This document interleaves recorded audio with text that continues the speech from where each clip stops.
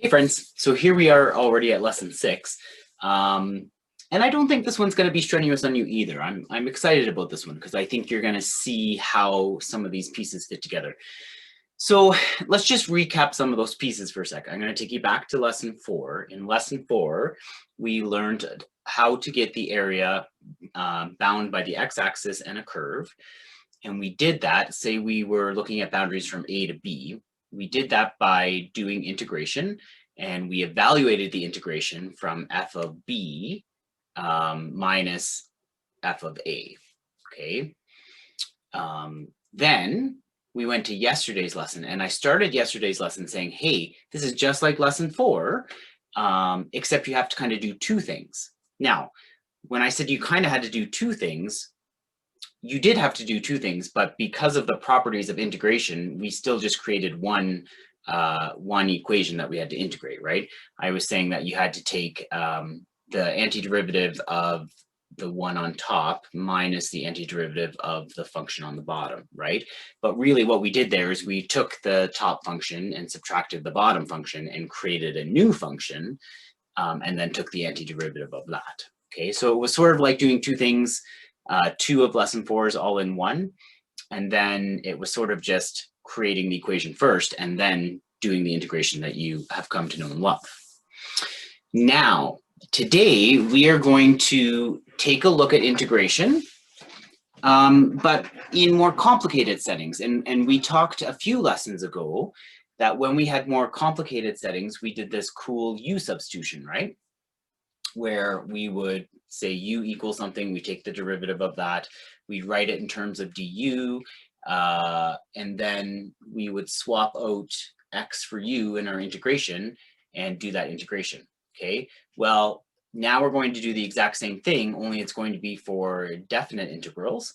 And the process is exactly the same with one little catch. Okay, and the one little catch is because we're working with boundaries now, like because we're going from A to B, for instance, if I do a u-substitution, I have to take into account what the new boundaries would be if I do that substitution. Okay, and that's pretty easy. It's pretty straightforward. All you got to do is plug the old boundaries, the original boundaries, into your u equation to get the new boundaries, okay? So if you plug the left boundary into your u equation, that's going to give you a new boundary. If you plug the right boundary into your u equation, that'll give you the new boundary.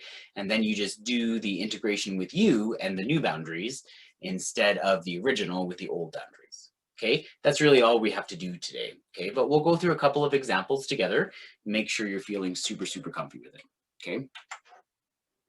All right, so recall, when we had to determine the antiderivative of a difficult function, typically a function that had the chain rule involved in it, we made our life simpler by performing a u-substitution. We're going to do the same thing now, just like we were doing. The only difference is now it's with bounds, and so we have to take into account the bounds. So if u is being substituted for g of x, then now take a look at this. This is all I need you to catch here. The integration of f of g of x times the derivative of g of x, okay, the integration of the whole piece is now going to be f of u, but instead of going from a to b, it has to go from g of a to g of b. And all that means is we are going to substitute our original boundary into the u equation to get the new boundaries for u. Okay, there are two camps to do this, and I'm actually going to show you both as we go through. We can do what I just said, or we can do the integration, substitute back, and then use the original boundaries. Okay, but if you're going to stick with u all the way through, that's cool. You just have to take into account the new boundaries.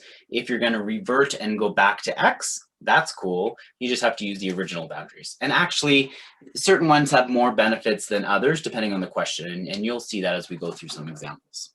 Okay. All right. So let me just clear this ink here. And we will try this guy. So we evaluate the following integrals. So I want to evaluate the integration of 6x minus 9 over the root of 2 plus 3x minus x squared from 0 to 1. Okay. From 0 to 1. Now, right away, you're going to look at this and say, hey, I probably want to make a u substitution here. I probably want to take that inside function. Remember, it's always the inside function we want to make u. So I'm looking at that 2 plus 3x minus x squared. So that's what I'm going to call u. Okay, if I take the derivative of that, that would be what? Negative 2x plus 3. Okay, or 3 minus 2x, doesn't really matter. Now remember what we did here with u substitutions. I want to rearrange this so that I know what like 1 dx equals, so that I can use that in my substitution in a second for the integration. So that'll be 1 over 3 minus 2x du will equal dx. Okay. The other thing I did there was I just factored out the negative. Okay, and you may wonder, why would I ever do that? Well, I'm hoping you're not wondering that much, because take a look. This is 2x minus 3 now, and this is 6x minus 9, which probably I'm going to factor out a 3 there. And if I factor out a 3, I have 2x minus 3, right? I'm trying to make my life friendly here so that the x's will divide out. So that's why I chose to factor out that negative 1. So that I'd have 2x minus 3 on top when I do the substitution here, and 2x minus 3 on the bottom, and then I'd just be left with u. Okay, so now, the next thing I want to do though, I was going to get ahead of myself. The next thing I want to do is I want to find the new limits. Okay, so if I'm going to integrate with u, I need to figure out the limits. How do the original function going from 0 to 1, how does that affect what u will be? So what I do is I plug in 0 into u, and I plug in 1 into u, and that gives me my new boundaries. Okay, when I say into u, I'm referring to into the input of u. Okay, so I'm replacing them with x. I'm not replacing them with u. I was just listening to myself, and I thought that might sound confusing, so I wanted to clarify. Okay, so new limits then. If x equals 0, I plug that in and I get u equals 2. And if x equals 1, I plug that in and get u equals 4. So now if I'm going to do the integration involving solely u, my boundaries are going to become 2 to 4 instead of the original boundaries of 0 to 1. Okay, that's the extra piece in this lesson. Okay, if you catch that, the rest of this is almost a review of substitutions that we did a few lessons ago. Okay, so now I'm going to go start my integration. So what I've done here is I factored out that 3 from the top like we were talking about. I've got 2x minus 3 left when I factor out the 3. This 2x plus 3x minus x squared is u. And so that becomes u to the negative 1/2. And then I swapped my dx out with my negative 1 over 2x minus 3 du. Now, my 2x minus 3's will divide out, which was one of the purposes I had in life. I had negative 3 here that can come to the front. Okay, so I end up with negative 3, and then the integration of u to the negative 1/2 from 2 to 4. Now, in order to do the integration, u to the negative 1/2, well, that negative 1/2 has to come up a degree, so that'll be positive 1/2. And then I have to divide 1 here by my 1/2. So 1 divided by 1/2 will be 2. So this will become negative 3 times the integration of 2u to the 1/2 evaluated from 2 to 4. Okay, like that. So now I need to do the evaluation. So I'm going to plug in 4 for u. I'm going to plug in 2 for u, subtract those two guys. Okay, 4 to the 1/2 is 2. 2 times 2 is 4. 2 to the 1/2 is root 2, so that's going to give me negative 2 root 2. Then I'll factor out a 2, and I would be left with negative 6 times 2 minus root 2, and that would be my answer. Okay. All right, good. So let's try another one. Second one we're going to try. Oh yeah, alternatively, I said this at the beginning, but just alternatively, you could have substituted back into the original function and then worked with the original bounds. You'd get the exact same answer. Okay, now some of you want to go test that. Pause me, go test it, make sure I'm not lying to you. Okay, I'm not lying to you, I promise. Okay, so now the next guy we want to try is this guy. We want to evaluate the integration of ln x over x from 1 to 2. Okay, so I'm going to do my u substitution. I'm going to make u ln x. Okay, and I know the derivative of ln x is 1 over x. And now if I want to rearrange this, that would be x du equals dx. Okay, now here's where I would get my new bounds. But here's what I want you to think about. I don't want to here because I would have to plug in like that would be ln1 and ln2 as my new bounds, and I don't really want to work with them as bounds. Okay, so instead I'm going to do kind of method 2 here, where I'm gonna do the integration, and then once I've done the integration, substitute back and use the original bounds. Okay, so what are my new limits? Well, I'm going to ignore them. Let's substitute back and use the original, since the new limits would involve natural log numbers. Okay, so for now, I'm just going to say my bounds are question marks, and this is a communication thing. I can't, if I'm using u right now, I can't put 1 to 2 because 1 to 2 are the original ones. Okay, and if I'm not going to bother with them, I'm just going to put question marks until I substitute back. So what I've done is I've switched my ln x with u, so I have u over x, and then I switched my dx with x du. I can see that my x's will divide each other out, so I'm left with the integration of u du. Okay, now the integration of that would become 1/2 u squared, because my exponent of 1 became an exponent of 2, and I divided by 2 out in the front. Okay, but now I'm just going to take that fella and I'm going to substitute my u back.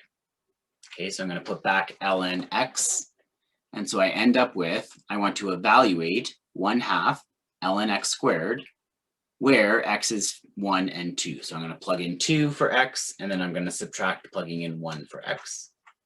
Okay, so that would look like this. ln 2 squared over 2 minus ln 1 squared over 2. Okay, now ln 1, you know, is 0. So that second term is 0, and I'm just actually left with ln 2 all squared over 2. Okay, so the integration of this is ln 2 all squared over 2. Easy peasy. This is a nice relaxing lesson for you today. Okay, last one to try. We want to evaluate the integration of e to the root x over root x dx. We're evaluating that from 1 to 9. Okay, so again, I need to decide what u is. U is always my inside function, so that'll be root x here. Okay, so that's x to the 1/2. The derivative of, you can do the derivative of this in your sleep at this point, I'm sure, but the derivative of that would be 1/2 x to the negative 1/2. And then what I've done is I just, instead of saying x to the negative 1/2, I just brought that underneath right away. Okay, now I want to rearrange this, so this will be 2 root x du equals dx. Okay, and again, because I'm dealing with e here, I'm not going to change my bounds. I'm going to use the original bounds and substitute my original root x back in for u in a minute. Okay, so I'm just going to say I'm looking at the integration from I don't know where to I don't know where. I have e to the u over root x, and then I swap my dx out with the 2 root x du. My root x's are, they divide each other out. My 2 can come to the front, so I'm looking at 2 integration of e to the u. Okay, I know that the integration of e to the u is e to the u. Okay, the antiderivative of e to the u is e to the u. So now I end up with 2 times e to the u evaluated from some bounds that I don't know. I don't need to know them because now I'm going to substitute back. So I'm going to put u back as root x, and I can use the original bounds. Okay, so now you can see I am evaluating 2 e to the root x from 1 to 9. So I'm going to plug in 9, I'm going to plug in 1. Okay, so that ends up being 2 times e to the root 9 minus e to the root 1. Root of 9 is 3, so I've got e cubed minus e. Okay, e cubed minus e. And then I could essentially take out an e, like e to the 1 is common to both of those. So I factored out an e, and that left me with e squared minus 1, which is a difference of squares. So I factored it to e plus 1 and e minus 1. Okay, that way I'm in nice factored form for my answer. So 2e times e plus 1 times e minus 1. Okay, you got this. This is going to be awesome. Okay, so your task is here. Connect with me if you have any questions. Remember, you're not alone. I'm only an email away. Okay, take care, guys, and we will talk about integration by parts next. That'll be very exciting. See ya.